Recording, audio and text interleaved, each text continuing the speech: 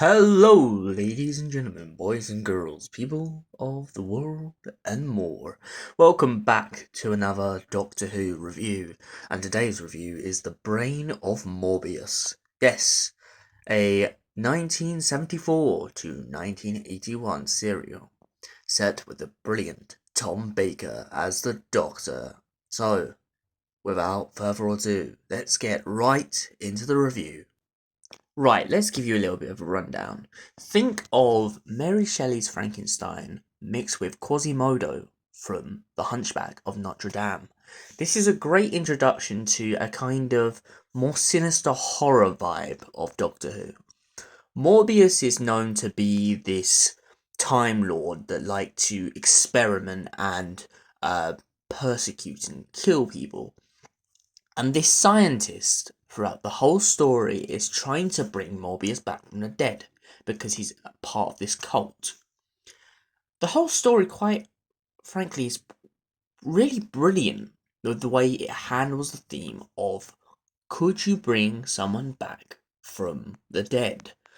And the Doctor, throughout the whole story, kind of at first is very bored with this whole facade of being dumped on a planet by the Time Lords, but eventually he starts to want to try and fix the problem as soon as he finds out that Morbius lives.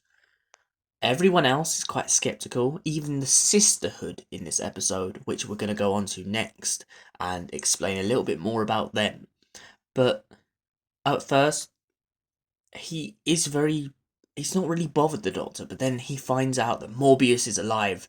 And knowing what Morbius was like in life, the Doctor is very scared of what he could achieve if he could be brought back from the dead. Well, next we have to learn about the Sisterhood of Khan. And if you remember these lovely ladies, you've most probably watched around Series 9 of Peter Capaldi's era. The Sisterhood of Khan are told to be like soothsayers, witches even, to compared to the Time Lords. They dabble with chemicals to bring people back to life. And the Doctor, obviously, because he sees them more as a cult than a religious order, mocks them often in this story, similar to how Capaldi does in his era. The Sisterhood of Khan, as leader, has seen Morbius in life, and every time that the Doctor brings up that Morbius could in fact be brought back from the dead if a remnant of him survived, the leader says it's impossible. He can't be brought back. But the Doctor still holds to his own and says to the leader of the Sisterhood of Khan, but what if he did? What if a fragment of him survived? And throughout the story, it kind of goes back and forth. The Sisterhood even try to, at one point, execute the Doctor just for talking against them. Next, we have one of the followers of Morbius. He has successfully, throughout the story, been rebuilding Morbius to a living being. Morbius constantly mocks his own living ability by saying, even a sponge has more life than I. To which he is basically saying that he wants to live no matter what shape or form. But the scientist trying to bring him back feels that as soon as he sees his own appearance, he will be beguiled and horrified.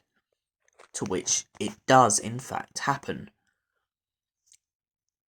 Throughout the story, Morbius tries to attack the Sisterhood of Khan. And as the story progresses, the Sisterhood finally start to realise that Morbius in fact has indeed come back from the dead. The Doctor indeed tries to stop Morbius, as he has been trying to ever since the start of the episode. Morbius kills his creator, a bit like Frankenstein. A bit like Victor Frankenstein's monster.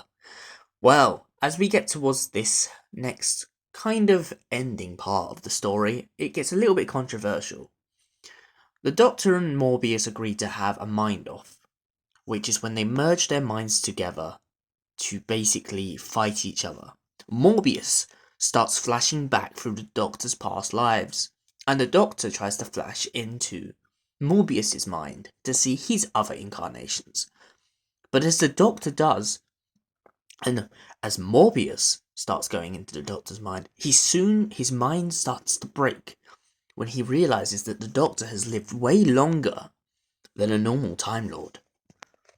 And that is where Morbius has his eventual end. So, what do I give this rating of this story? Personally, although it has some great elements, it's not exactly the greatest fast-paced story. But I'm not going to say it's the worst-paced story. I'm going to give this a 6 out of 10. Only personally because I believe there were certain elements of the story that could have been better. Maybe it was the timing, maybe it was just how slow it was at certain points. Sarah gets blinded at one point, and I feel like that was a great element, especially when she discovers Morbius's brain. But personally, I'm gonna have to stick with a 6 out of 10 because I just feel like there were certain elements of the story that didn't live up to expectation. Well, thank you everyone for joining me for another Doctor Who review video.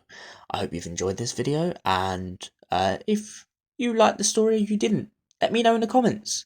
And leave a suggestion for another Doctor Who review I could do.